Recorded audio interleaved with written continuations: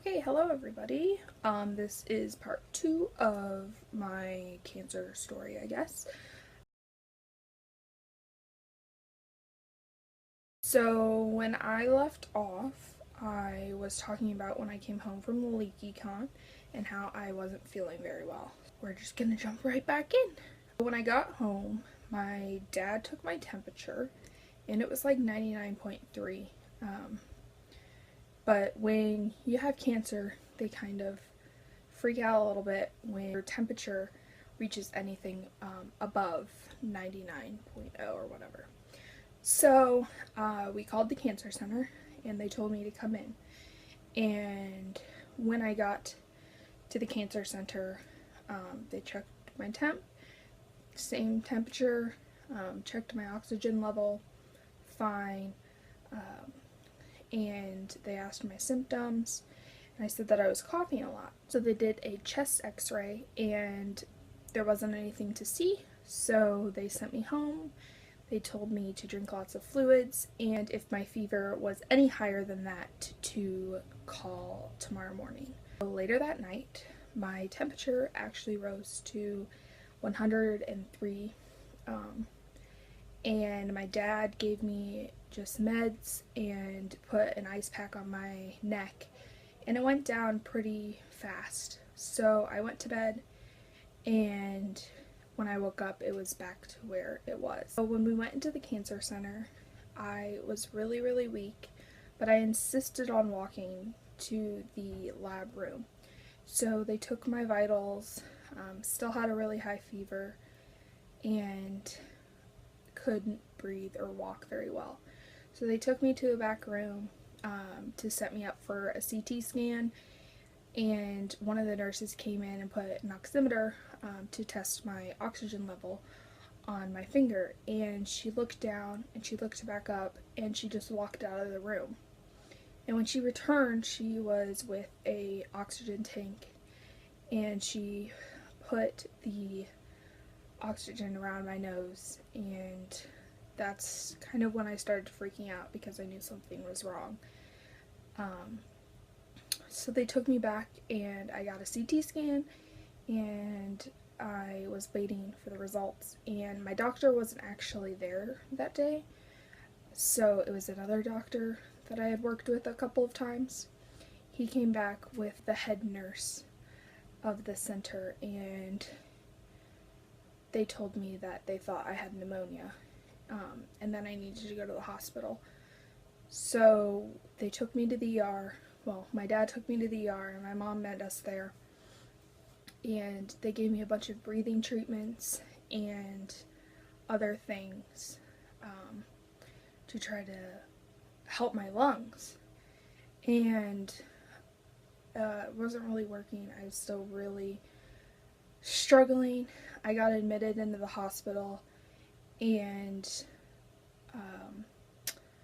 that was pretty much the last thing I remember. About 5 days. When I woke up,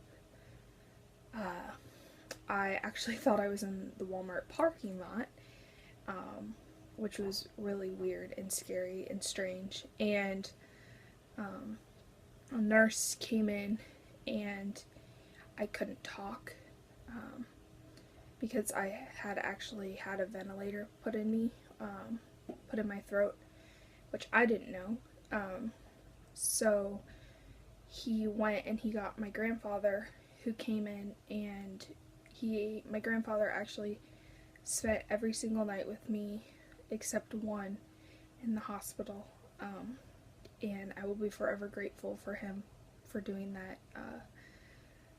And he came in and I just started bawling because it was someone I knew and recognized. And so yeah, so basically throughout that 5 days, the day after I got admitted, they did a bronchoscope of they wanted to see what my air sacs were doing. And so I was getting all set up for the procedure, and the doctor came out, the surgeon came out, and he told my mom that he didn't think that I would be able to survive the bronchoscope unless they put a ventilator in my lungs. So obviously my mom was like, we'll do that. So they did that, and they found that basically my lungs had failed, or were in the process of failing during that, and they believe that it's because of the chemo I was on. I was on ABVD chemo, and the bleomycin, so the B in that chemo regimen, is actually said to cause problems like this. So they diagnosed me with ARDS, and basically I was sent down to our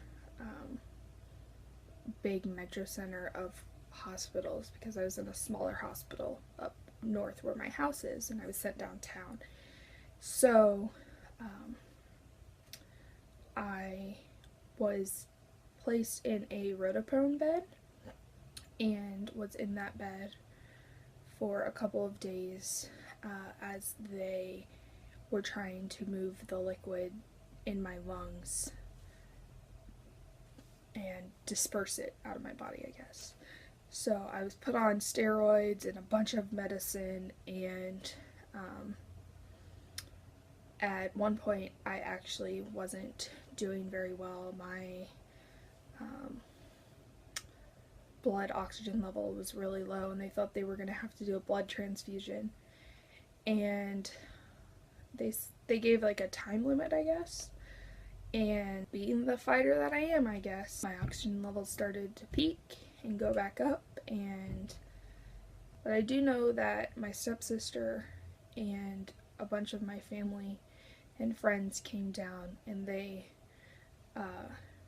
were playing music with my nurses and singing, and apparently this was helping me get through it. Anyway, back to when I woke up, I still had the ventilator in, as I said, and that was controlling my breathing. I had a catheter in, a feeding tube, and I believe that was it. The next day, my oldest brother and his girlfriend and my best friend and her mom came down to the hospital to see me, as well as my mom, my dad. I remember when they all walked in, I cried, and I was very happy to see people I knew, and still couldn't talk, but I was trying to write things, but my muscles were so weak because I had really moved for quite a few days. So my muscle mass was pretty much crushed. I was trying to write, and it was really frustrating because I couldn't write fast enough. My brain was working, but my hands weren't cooperating. And the next few days were really hard for me. First I got the ventilator out. I was still wearing oxygen. Then I got the feeding tube out and had my first meal. A few days later I got the catheter out, and then I moved from the ICU to the respiratory unit floor. So I was there for another couple of weeks. During that time I was trying to build up my muscle and my ability to do things. I couldn't stand, I couldn't even sit without my oxygen dropping very low. I couldn't really cut my own food or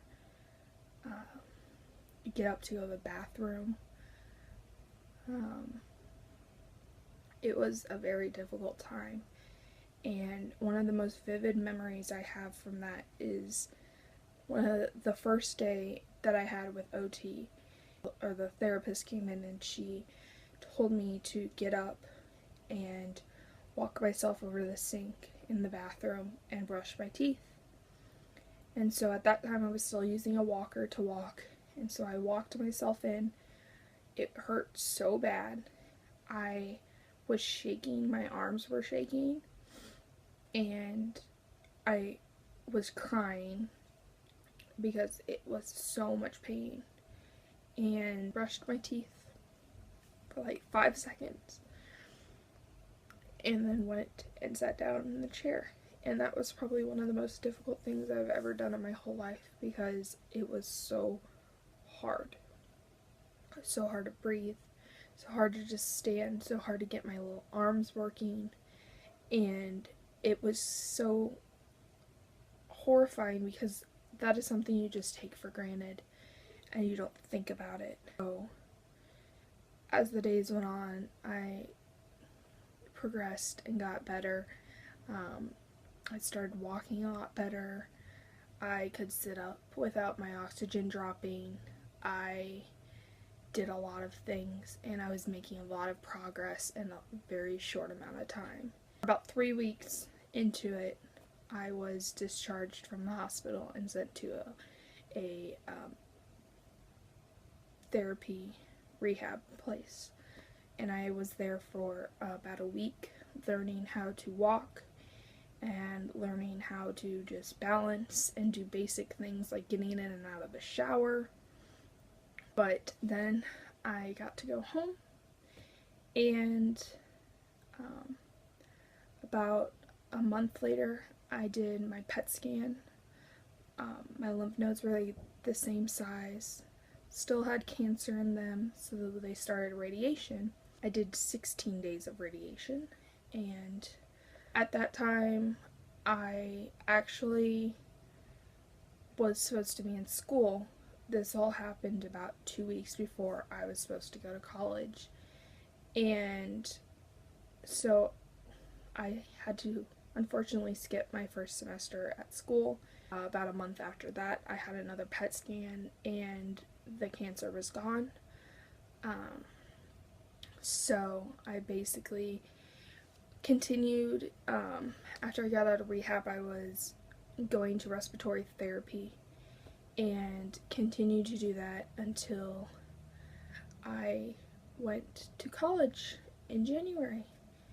And that's where I am now. I actually am doing another video as kind of a thank you. Thank you everyone for listening to my story, and I hope that it has helped you. So yeah, thanks guys.